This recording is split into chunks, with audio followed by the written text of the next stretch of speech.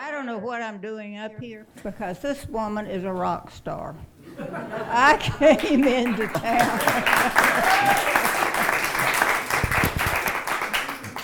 She has been, I wish she'd been my teacher, because we've just had conversations until today on the phone, and I felt like I had a friend for life, really. It's just, she's such a sweetie. But the funny thing is, I come up here thinking I'm going to introduce her, and she's over in the Welcome Center, and there are people over there saying, oh, we want our picture taken with Pearlie.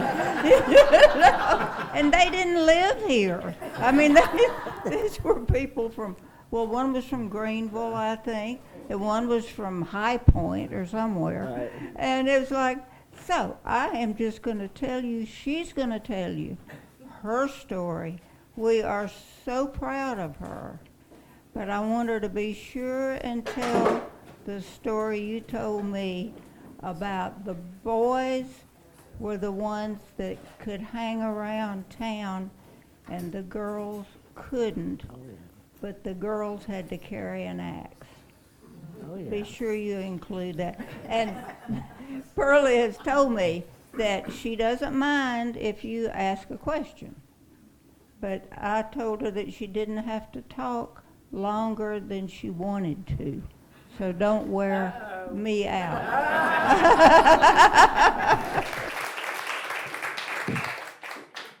And I'm not going to sit down. Too high to get up to.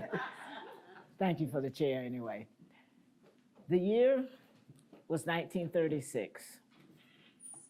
The month was April. The day was the 27th. That's me. That's when I was born. So next Saturday, the 27th, I will be a little older than I am today. I told my son, you take a 3 and turn the other one backwards and push them together, and what do you get? And you do that again, and what do you get? Come on, Mom, you could have done better than that. I will be 88 years old. God has blessed me. I came up in Saluda, but I was born somewhere in Henderson County. I'm not sure. They didn't put that on the birth certificate. They didn't put the hour, and they didn't put the day. So I could find the day if you look back on the calendar, but I wouldn't know what time I was born. But does it make that much difference? Because we don't know what time we're going to die either, do we? That's right. But thank you so much for coming to listen to what I have to tell you or say to you about growing up in Saluda as a little girl.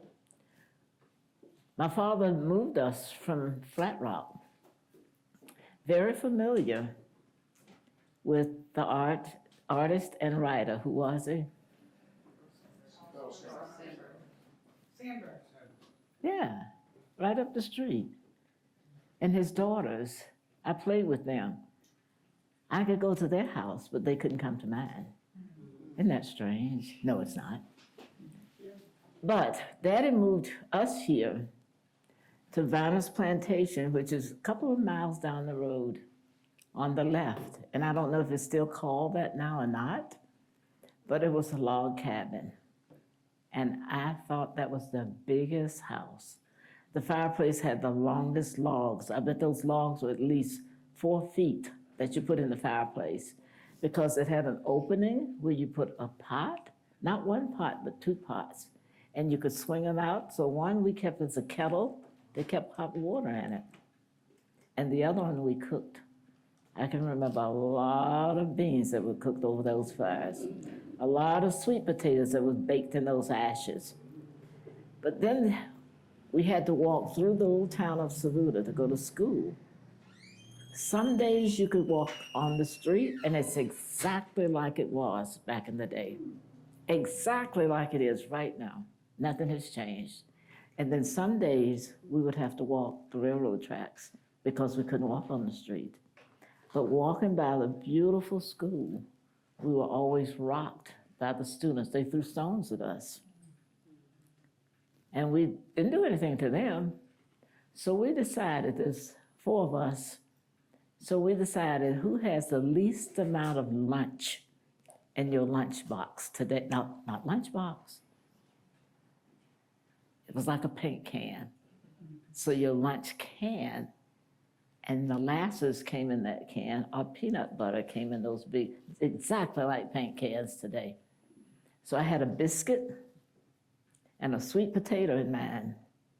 My oldest brother, Jose, he said, "Sis, put your potato in my box, in my can, and we can put rocks in yours to throw back at the other kids." Got it. So we're out there picking up big stones, dropping there. And my dad walked down. He said, "What are you doing?" We said, "Well, the kids rock us when we get to the other school." And he said, "And?" So we're going to rock them back. He said, "So how many kids are throwing rocks at you?" We said, "A lot of them." He said, "So 4 of you going to fight a war by yourselves with 4 stones?" He said, "Just change your direction. There's a little garden there, it looks like. He said, walk around those little trees and come out the other side and run." And that's what we did. And Daddy said, I can't go with you. So you're going to have to love and take care of one another. So that's what we did. We walked around I think that little driveway is still there. Near the school where you can drive around it, there are trees, and come out on the other end. And that's what we did. One very cold morning we did that. We ended up walking on the street. Nobody said anything. It was cold. So we walked into Ward's store. Miss Lola Ward was in there. And we were standing by the heater very close to the door. And as we walked up to the door, we were standing warming ourselves. And there was this pretty little glass that had a big jar opening at the top of it. So I just unscrewed it and passed out crackers. Back then they were called nabs, peanut butter nabs. Yeah, I think you got 4 in a pack for 5 cents. So as we got ready, we said, "Thank you, Miss Ward, for letting us heat ourselves." She said, "You're welcome."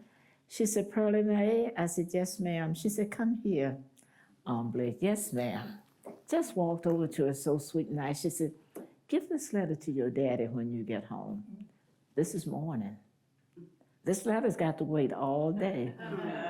You think I looked at it? No. It wasn't mine. It was my dad's. You think we opened it? No.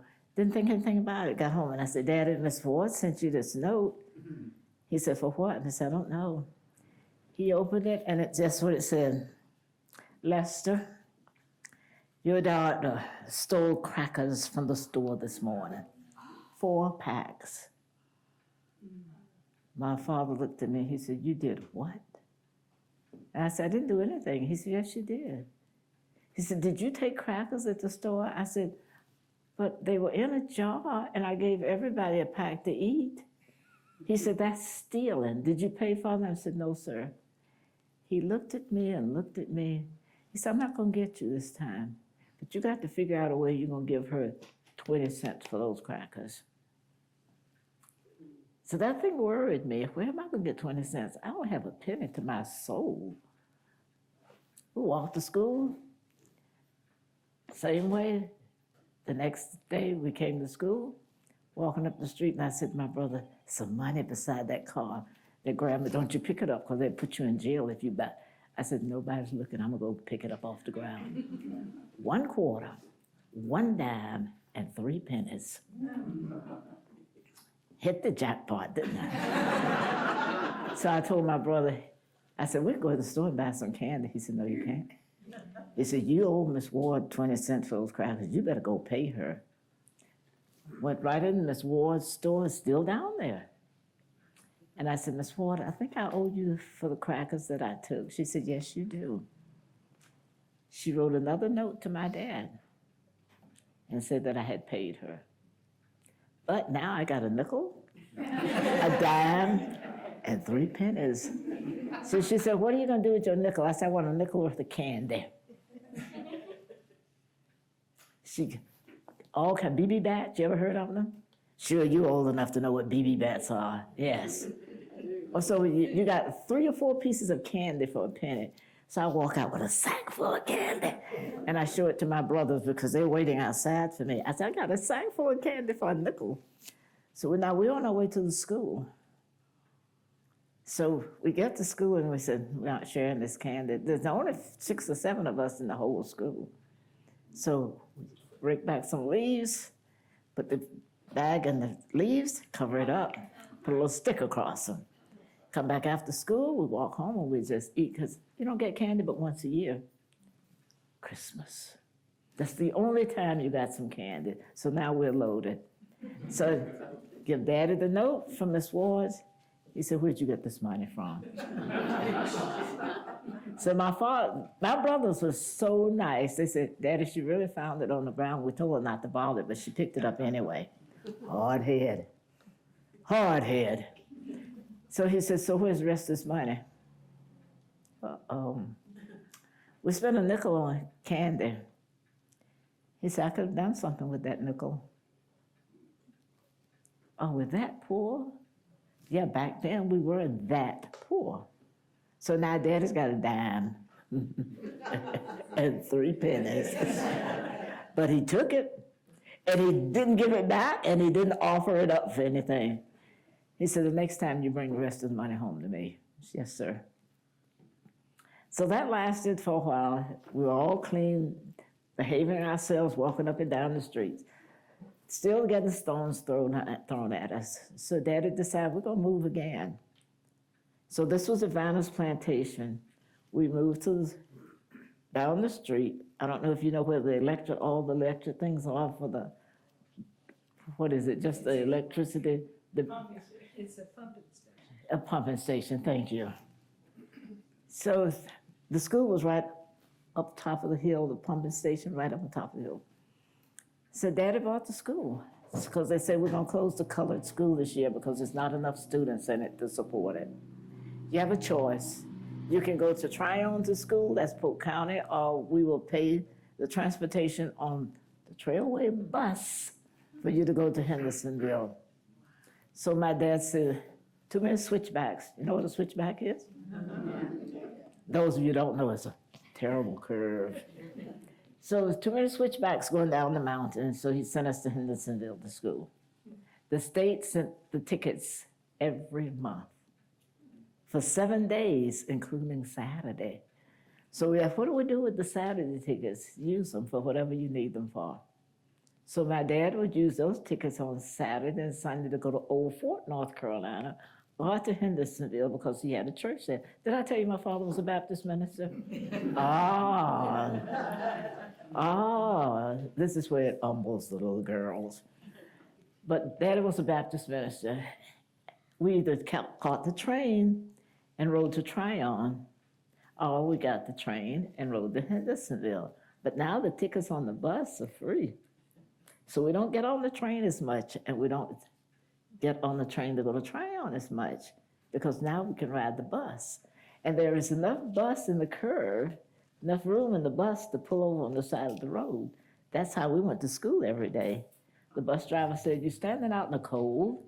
He said, I'll just blink the lights as I come around the curve, and if you're standing in your doorway, you can see them, and you can run down the steps and jump on the bus. That's what we did. But we lived in a brown house on top of the hill before we moved down there.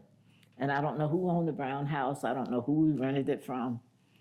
But there we had a well. When we moved down to where the schoolhouse was, we had to walk up to the spring. And that's where all the water came to. Don't forget, there's no electricity. Don't forget, there's no indoor plumbing. Don't forget, all the heating in that school had to be done with wood and coal. None of the things that we have now did we have then. But my dad bought the school. But in the summer, little girl, 9 or 10 years old now, I got a job. And I don't know if you folk are familiar with the Ogdens that used to live here. Yeah. Some of them still live here, don't they? Yeah. And I started working for the Ogdens. So we just walked by the train station where it used to be, and up the hill by the church, and all up the hill to the Ogden's house. Or we'd come and walk the nice streets and go up to the Ogden's house. And I worked for them in the summertime. And I don't know if Mrs. Ogden hadn't paid me. I don't know if I had worked that well, but she gave me a $20 bill and a $10 bill. Ooh.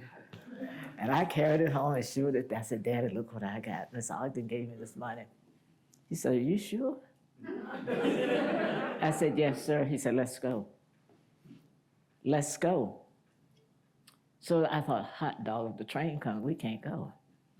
So the train was coming down the track. You run, and it's a long ways off. You can hear it, but you can't see it. Across the tracks, went up to the Ogden's house. My father politely takes his hat off of his head, put it behind his back, and he says, Mrs. Ogden? She said, yes, Lester. He said, Pearlie Mae came home today with this money. She said, I gave it to her. Do you know what she does when she comes to my house? And he said, no, what does she do? She washes clothes, she irons, she cleans the house, and she cooks. He said, she cooks for you? He said, yes. He said, she literally cooks for you? She said, yes. She fried chicken and made biscuits and rice and gravy for us and cooked some English peas. And I was standing there smiling, hoping my daddy said, good for you. No, Daddy was too cool for that. So he said, I'm proud of you. But he didn't say that until we were walking back through the woods.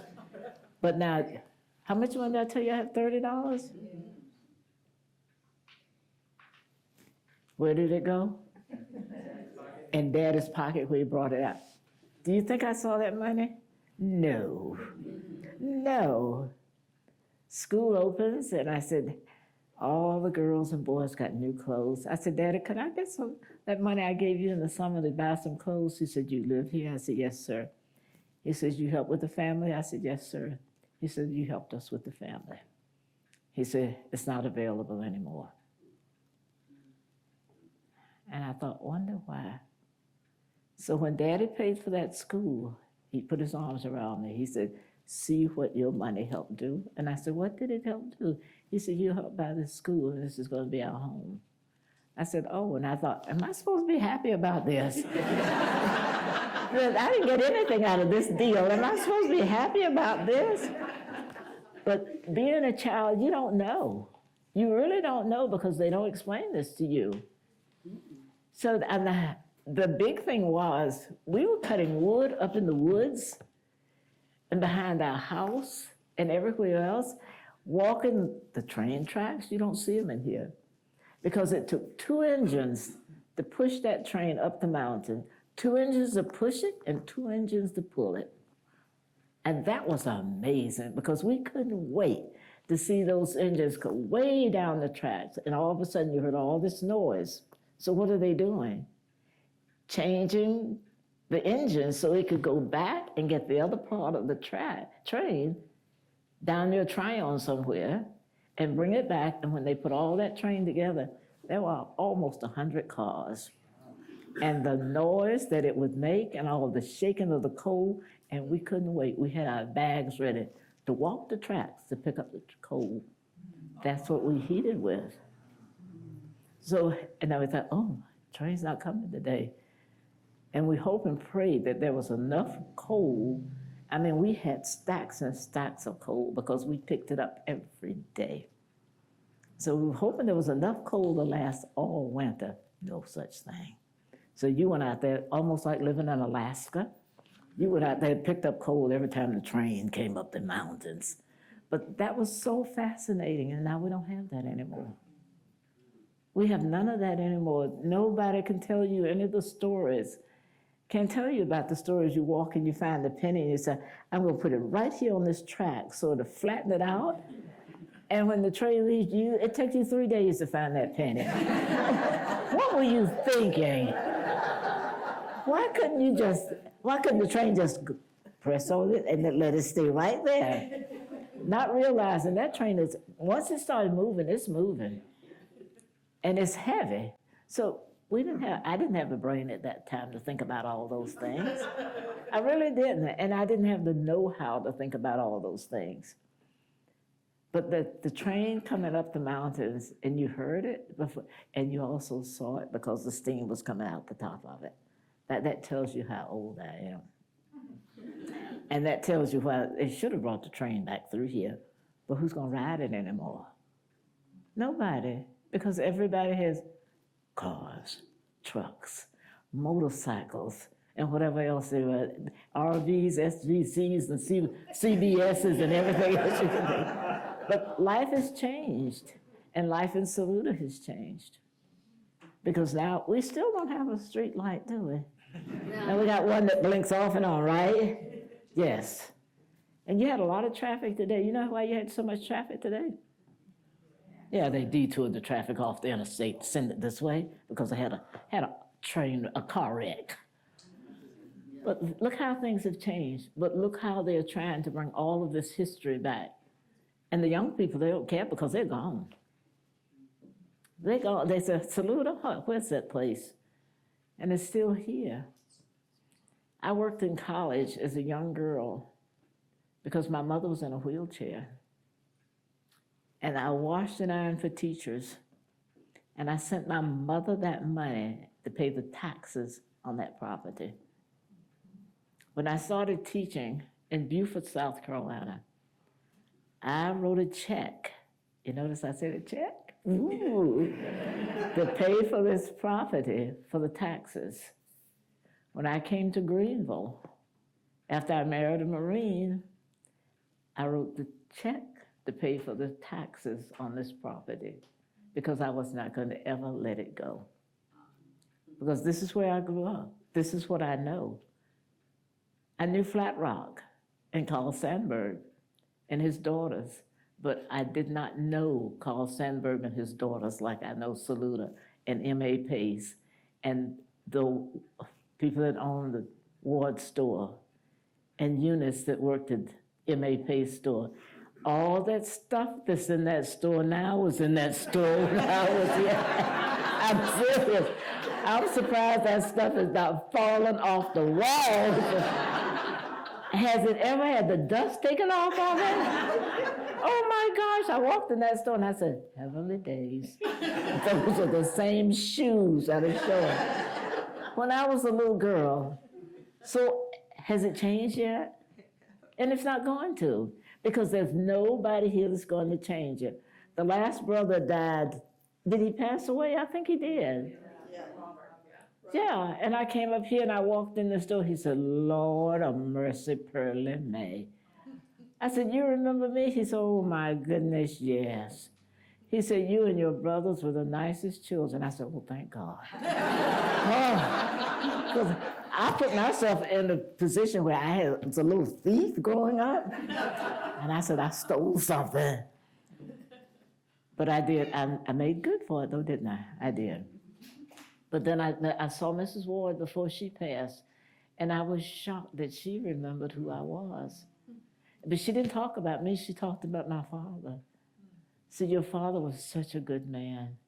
And I said, I'm so glad to hear that at my age, because Daddy would have never said you're going to speak to a group of white people. He would have never let that come out of his mouth. You're going to speak to a group of people. My father fed the chain gang, and he didn't care which group of chain gangs it were, on the front porch of our old house that was a schoolhouse. So here's another story. How many of you know what streakoline is? It's bacon, isn't it? It's bacon, isn't it? And I told somebody about that, and they said, couldn't be, excuse me. Yeah, it's just a thick slice of bacon. And we had streakoline, fatback, and always cornbread, biscuits, and hoe cake. What's hoe cake? Hoe cake is, that's a piece of bread that has no shape to it. You just put in the pan, flatten it out, and you cooked it. A whole cake of bread, that's what they were saying, a whole cake. So the chain gang, he invites them up to sit on the porch. They come up, sit down, and he turned around and looked at me. He said, go bring all the fatback and the streakoline and the bread out of the warmer. Wooden stove. You're not familiar with that big warmer at the top of it? Yeah, somebody shut up your chicken in. I am. And he fed the chain gang there. So when they left, now it's my duty. What have I got to do? Cook some more of all of that so that warmer is never empty. So now the chain gang has eaten up all the biscuits, all the hoe cake, all the cornbread, all the fat back. And I said, Daddy? He said, what is it? I said, why do we always feed the chain gang? He gave me a look that would have killed everybody sitting in this room. He says, why? I said, yes, sir. Why do we feed them? He said, aren't they God's children too? I said, yes, sir. He said, then that's why. He said, you don't know what they've done, I don't know what they've done, and we'll never know what they've done. But they're God's children too. They need food, so we fed them. So go cook some more. I went on to the kitchen, and I started cutting the fat back, and we had some sharp knives. And it was easy to slice that fat back, and you cooked it until there was no grease, and it didn't fry it on top of the stove either. You put it in the oven and baked it. And I thought, every time I turn, we're feeding chain gangs. Every time I turn, somebody's coming here to ask for a possum, or somebody's asking for butter. Miss Lola got butter from us every week. Thank you. The butter she sold in her store. Because we had a cow. The chickens that we had, and we had 45 or 50 chickens. She would get the fresh eggs from us to sell in her store. Well, I didn't know at the time what she was doing with it, but I know you washed that butter until it was clean as a whistle. You had to go to the spring. You didn't have the water you could turn on. Life was rough. You didn't sleep with the heat going all night. You got up and you poked the fire to keep it burning. But then I grew up, didn't I? I went to Hendersonville High School. Took me a long time to get here, didn't it? And I graduated. Wasn't the prettiest flower in the garden. This is what I got when I got there. You know you're not the prettiest flower in the garden, I know. And you're not the smartest kid on the block, I know. But I graduated. And my high school principal said to me, you don't need to waste that brain that you have. I'm going to make sure you get to college. God rest Mr. Marable's soul today. That was the principal at 9th Avenue High School. So he came to my mother, filled out all the applications, got a scholarship. And I went to Barber-Scotia College, all girls. Don't have any sisters. Oh, girls. Lots of them, nothing but girls. Beautiful clothes that I didn't have. They told you in that little letter that they wrote you needed one nice black dress, one nice white dress. I didn't have either one. Didn't have any cloth to make one out of either, but I went anyway.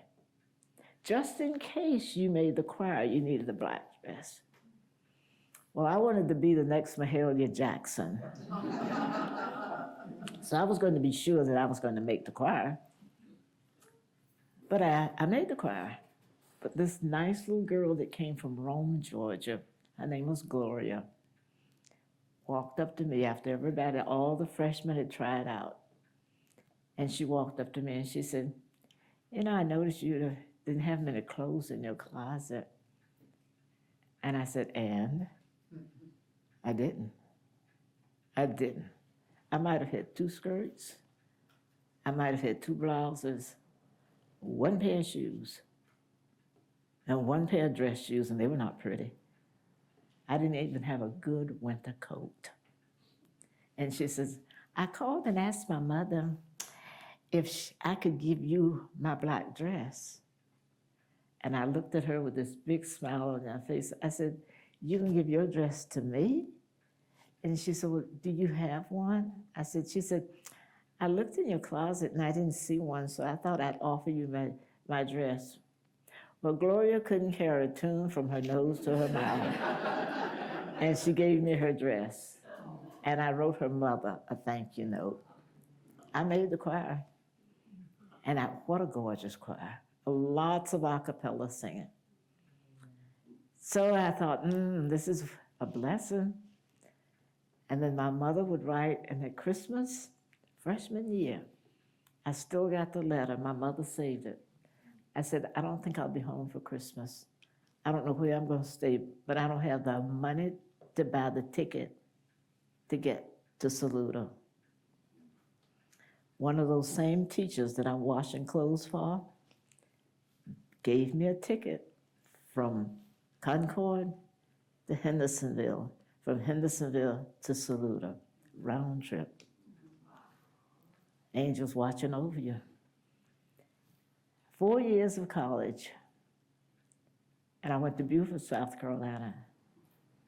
I was the first girl that wasn't that prettiest girl in the crayon box, wasn't that smartest girl on the block, but the first girl to get a job. But I failed my first teaching lesson. I taught about magnets. And the professor said to me, how do you think you did today, Miss Suber? I said, I thought you did a good job. He said, you flunked. I said, what? And I wanted to cry, but I thought, if I cry, he find out how weak I am. So I'm not going to do that. And then I couldn't tell any of my classmates that were elementary education majors because I was afraid they'd make fun of me because I'm the youngest person in this class. I mean, the youngest. I was 16 and I was in college. Yes, doughhead. So here I sit.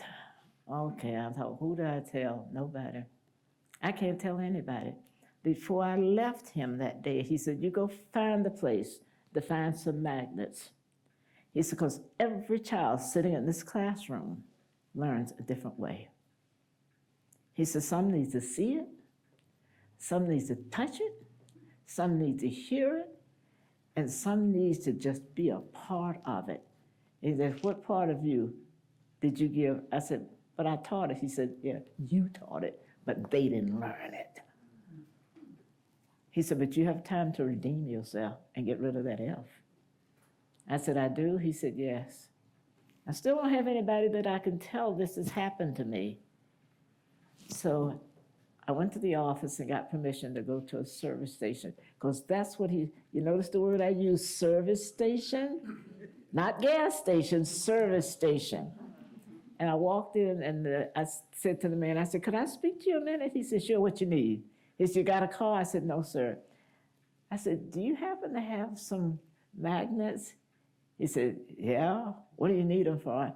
I said, well, I'm doing student teaching and I need them for my students. Come on back here and let me show you. And when he picked one up, all the little fiber things that came up with all the filings came up with it. I said, ooh, I need that too. I said, can I take some of that? He said, yeah, take all you need. Oh, I knew when I went back to school and I had to teach that lesson again, I was a genius. I knew this is going to be the best lesson these children ever learned. And when I looked back, I noticed him standing in the back of the classroom. He stood up and he was just smiling. Because I gave each child a piece of glass and some of those filings and 2 magnets. I'd won this man's heart. But I was scared to death of this man. And I tell people every day, I'd love for him to be around so I could say thank you. I don't remember his name. I don't remember what he looked like. I just remember he was hard on me. But a lesson learned. It made me a better person. Just like my parents, although my mother's in a wheelchair, after Daddy passed, she didn't have to tell us what to do. We knew what we were responsible for. So, and I knew what I was responsible for being those children's mother at school. What a life. But all of that came from this little teeny tiny hamlet of Saluda, because this is all I knew. The furthest I'd been from Saluda when I graduated was Greenville. And when you go to Greenville, you go to your relatives' houses and home. Went to Spartanburg, relatives' houses, and home. I hadn't been any place. I hadn't been any place. Went into Belks in Hendersonville, and there were 2 fountains. What do you think one fountain said? Colored. The other one said white.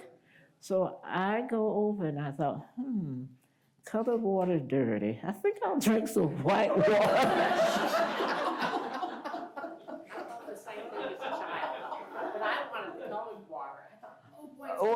She wanted the colored water. Oh my gosh.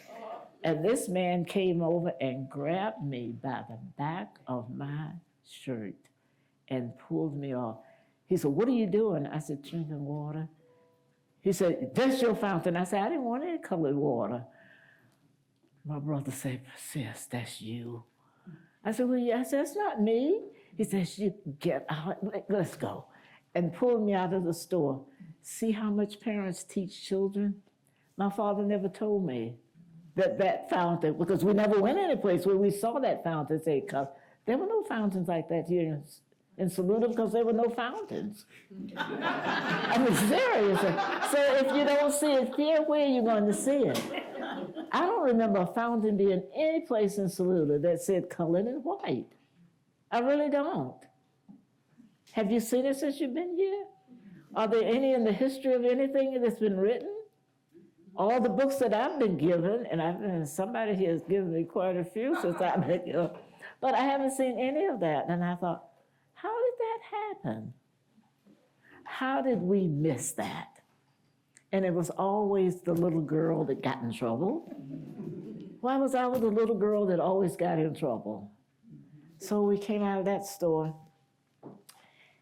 The principal of the school again said, "You need to go to the Red Cross and ask them to help you because your mother can't work and you don't have any money."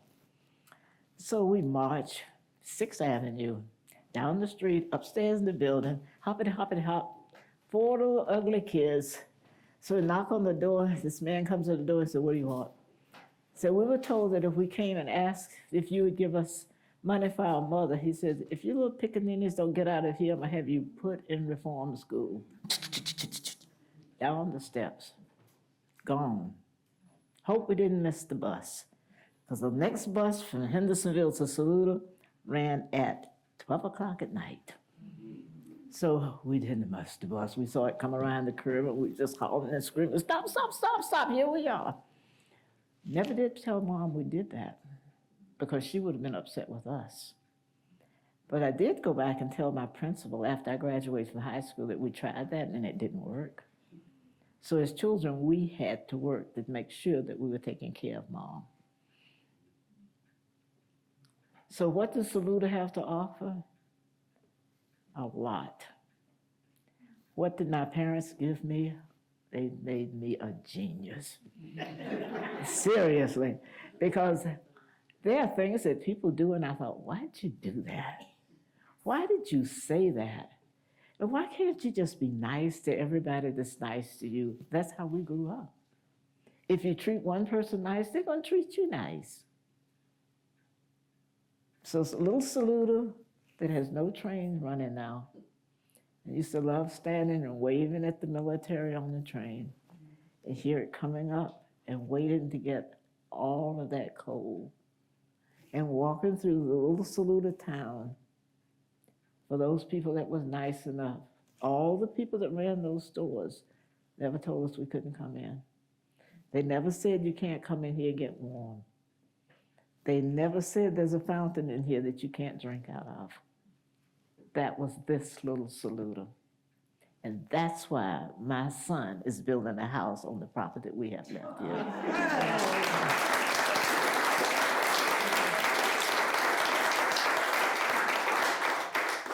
And where is that property? In the curve where, I know everybody in here has to know where the pump is. 176. The pumping station is. That was my property. And they called and asked me if they could put a little pump on that property. and I didn't get it in writing. See, that's where I failed. I didn't get it in writing. So they put that, when I saw it and I thought, ooh, that's not what I expected. When you say small, you don't expect to see a 12 by 12 or 14 by 24 building. And I went to the mayor and he said, well, it happened so long ago, we can't do anything about it.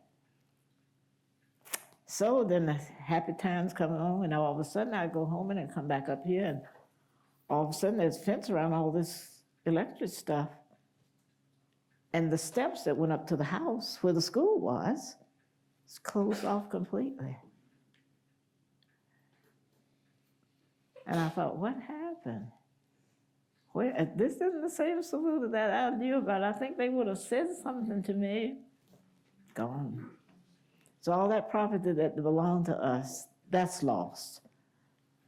Because that was where I would hope my son, that was the little black school, the colored school back in the day. But Daddy bought it, and it was nice. It was a nice little home. It had 4 bedrooms, no indoor plumbing, outdoor toilet though. No electricity. Yeah, that did, but they had those little things where you had the string, you pull that thing off now. No outlets along the wall. You hooked those, screwed it in, you hooked everything. If you ironed your clothes, the light was going if you had an electric iron. But I decided I'm not mad about that anymore either. I'm more hurt at the people that did it, but that's okay. Life goes on. And if I die tomorrow, how much of it can I take with me? None. None. When you're dead, you're done. And that's why I'm so happy that my son is going to put a house on what's left. Yes, ma'am. I want you, she won't tell this about herself, but I know that not only did she graduate from college, she had, get me straight, an honorary doctorate, but that wasn't good enough. So she went on to school and got a doctorate in education, is that right? I have a master's in education, an honorary doctorate in education, in humanities, yes. Yes, and I mean, this is the gal that came from Saluda picking up coal. And I just.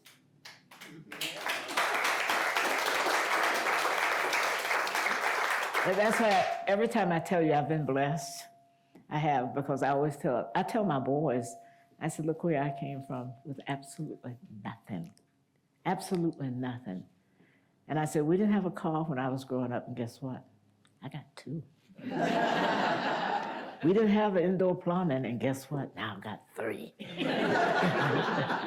And I'm serious when I say that, because we didn't have electric lights. I said, we had to light a lantern, a couple of lamps, and carry them from one room to the other.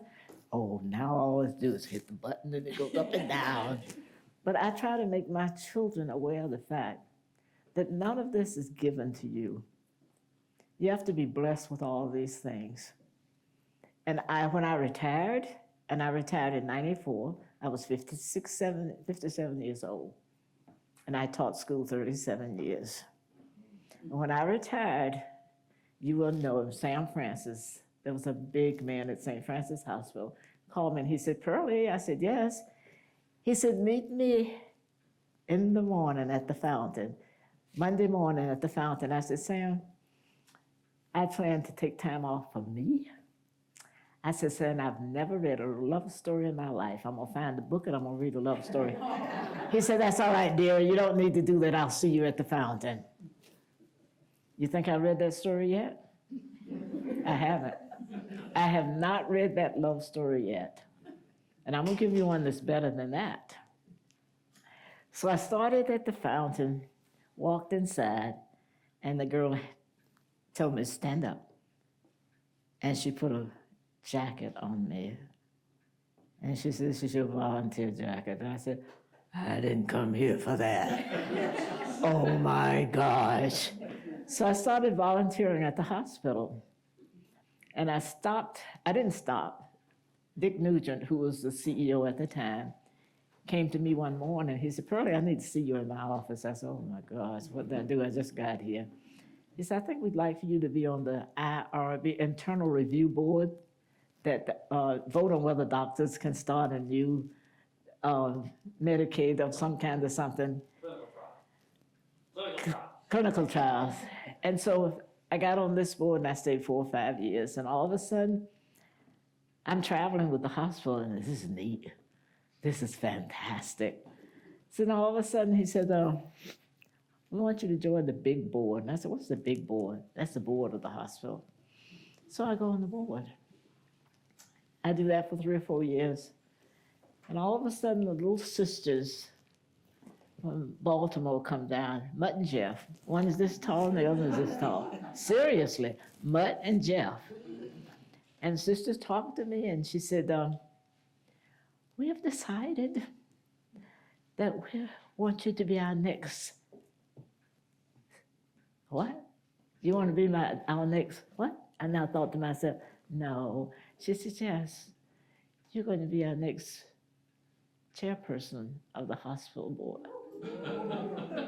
I said, sister, I can't do that. How dare you tell me you can't do something? And I thought, I'm an adult too. I can come back at you. Oh, and I sort of looked at her and she said, you did Mardi Gras a couple of years ago and you had 38 people on the board and raised over $60,000. You will do this job. She said, thank you, Pearlie, and walked away. Oh, I went to the secretary and I said, I can't do this. She said, yes, you can. She said, and you will. And sister saw me, she was going out one door and she said, go home and think about what you've done. And I thought, yeah, I will. I just made a fool of myself. So I did that for 3 years, chairwoman of the board of St. Francis Hospital. And then all of a sudden, someone left. Phil was there when that happened. Someone left some money to honor me at the hospital. So they came and asked me, what would you like to do? And they said, neonatal breast. I said, oh, I'll do breast cancer. And everybody asked me, do you have breast cancer? No. Have you ever had cancer? No. Haven't had anything harder. I was teaching, and a little 5th grade girl came to me one morning. She said, Miss Harris, my mother has breast cancer. And I thought, oh, God, what do you say to make a child feel better? And I didn't know what to say to her, except she'll be all right. I said, she'll be just fine. Don't worry about it. But I don't know if that was enough to console her or not. So mother has breast cancer. This same young girl goes to high school, and she's in the 11th grade, and her mother calls and tells me that her daughter has breast cancer. So now there are 3 girls in this family. Her mother, the mother's mother had breast cancer. Now the daughter has breast cancer, and now they're worried about the sister having breast cancer. So all of them carried the gene. And they asked me, how did you get interested? I said, you know, it took a 10-year-old, an 11-year-old child to say something about breast cancer, and that's why I chose this. And it has been extremely successful in Greenville, the breast center. It was named in my honor. And then there were things that went on and on and on and on. I got a doctorate degree. The Pope gave me a medal. And there's so many I can't even tell you. My boys call it a shrine at our house because in one corner of my house there's nothing but Pearlie Harris, the proud Pearlie Harris. But I don't brag about it. I don't tell people about it. I don't tell people what I do. I don't want them to think that I'm any better than they are. And I don't want anybody to think that I don't think that much of myself, because I do. And I know that I've been blessed. And all this are blessings from people like you and from all the people that I've known from a little girl until this day. Because I have people and I've traveled. St. Francis helped me travel. I did a lot of traveling then. I learned all about the Tuskegee and what happened to the military men that were given syphilis, and they did nothing to help cure it. They just kept it going. And it's a sad world that we live in, that we can't love and adore one another. It's a sad world. And it's horrible that we treat each other the way we do. Yeah, it is. It's bad. But thank God for my parents. Never heard my father say a bad thing about anybody. I don't care who they were or what they had done. There was nothing, and he said, you can't throw stones at a glass house when you live in one too. Think about that. If you live in a glass house and you throw stones at their house, what's going to happen? They're going to throw stones at yours too. And the stones are going to cause that glass to break. And that's the way I live my life. Do unto others as you have them do to you. Yes. Could you tell them about the painting on the building in Greenville? I don't think everyone would know about that. There is a painting on a building. It was a bank at one time. This young lady called me from the Greenville News, and she says, I'm doing an article. This is the 50th year for the integration of the schools in Greenville. And she said, you were among the first of that 50, and we'd like to talk to you. So in the process of doing the interview and writing the article in the paper, this young man came from Australia. And he called the news and asked for my telephone number. Well, they can't give out telephone numbers. So she called me, April called me and said, would you call this man? And I said, sure, I'll be glad to. And I thought, I don't have time to be bothered with this. Today is Friday. So about 5 minutes later, she said, Pearlie, I hope you call this young man before the day is over. I said, okay. You make a promise, you keep it, right? So I called him, and he says, Pearlie? I said, oh, Lord, he can't even speak English. And he explained what he wanted, and I could understand that. He said, could I come see you tomorrow morning about 10 o'clock? And I said, sure.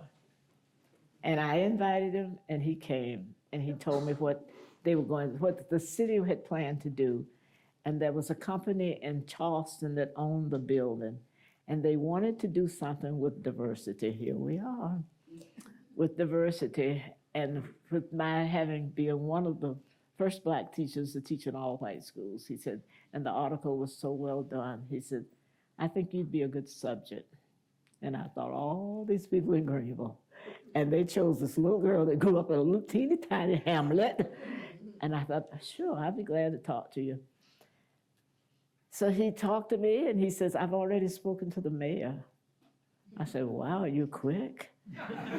Oh my gosh. And he left and went back. He went to Wisconsin where he was doing another building. And he says, so I'll be back in a month and we'll finish this up and talk about it. So he came back and took pictures in another school in Greenville, but I didn't teach in that school. And that's how this came about. Diversity, and this is what I said in one of the articles, that Greenville is diverse, but much more diverse now than it was when I first got to Greenville. And it went from there, and there I am on that building. And people have asked me, how'd you get up there? I said, he painted it. No. How did you get up there? And I said, he painted it there from a sheet of paper about the size, and I haven't even looked at these, shame on me. But so that I said, do I look like the type person who would say, you know what? You better put me on a building somewhere. I said, I'd never do that. I would not ask anybody to do anything for me, especially something like that. But that's how that came about. It was from the diversity that I had talked about and being diverse in the classroom, because when I started third grade, and if you go back and read some of the bios, I was teaching third grade at this school, and all the children called me the N-word. And one of the fathers got up and said he never wanted his child to have an N for a teacher. And at that time, we had no teachers that taught PE, art, or music. I had my children to do an art show every 34 child. Every child in that classroom had a piece of nice art to show. And some of it was so nice, some of the people thought we went out and bought it. I said, ask your child how he did that. I said, ask him how he did that. Because we made bowls and had them sand inside the bowl, and it looked like glass was on the outside of it. He said, you couldn't have done that. He said, ask your child how you did that. I said, we did that in the classroom. He said, how did you do that? And I said, this is what happens when you have everything bought. You go to the store and you can buy it, but people make this kind of stuff every day. Stole the power media from the library. Spray it, and you make a nice newspaper. Paste. Remember that old paste we used to use in the jars? Elmer's glue. And they got so they want children to use that too much just because they started sniffing it. Yes, somebody else had their hand up. Question. But that's how the building came about. That's how the painting came about on the building. Were there any more questions before we? Tell them about being the Grand Marshal for Saluda. What an honor. Oh my gosh. Believe it or not, the city manager, wasn't he the city manager? Called me. And he said, we've had a discussion. We'd love for you to be the Grand Marshal for the, of all things, of what day? And Saluda, I said, are you kidding me? He said, no. He said, would you be willing to do this? And I said, I'd love to. And I had my boys crying. I said, number one, they never had a black person to do it. And of all things, they never had a female to do it. Here again, I made history right here in this little town, in this little hamlet. How proud could you be? Yeah. How could you could not be any prouder of Saluda than I am. And I tell Tell them about being, who was the lead majorette down Hendersonville? oh my God. Boy, I tell you, she has taken all of my whole life. Yeah, I was the drum major for the little high school marching band when I was in high school. And I didn't make the baseball team, and I cried for 2 days. I did, I really did, because I could play baseball, and I grew up with brothers. I have no sisters. So I could outplay most of those boys on the baseball team. I told the coach, I said, just give me a chance to hit one home run for you, and you'll put me on this team. Girls don't play with boys on that, so get that. But I was a tomboy, because I had brothers. If they climb a tree, I could climb a tree, because you didn't live at my daddy's house and not work. Because everybody had an axe. And everybody had a crosscut saw. How many men know what that is? One man saw, and you saw down a tree. And it wasn't one little, it was a tree. I mean, a huge tree, lots of rings in it. Yeah, I did that. As a girl, I did that. And you cut it up, and you carried it home. I was a tomboy. Well, you are without a doubt my heroine.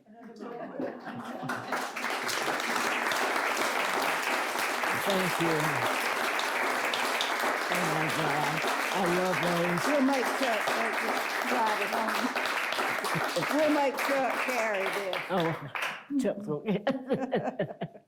Thank you so much. It's a pleasure being here. Thank you. Thank you.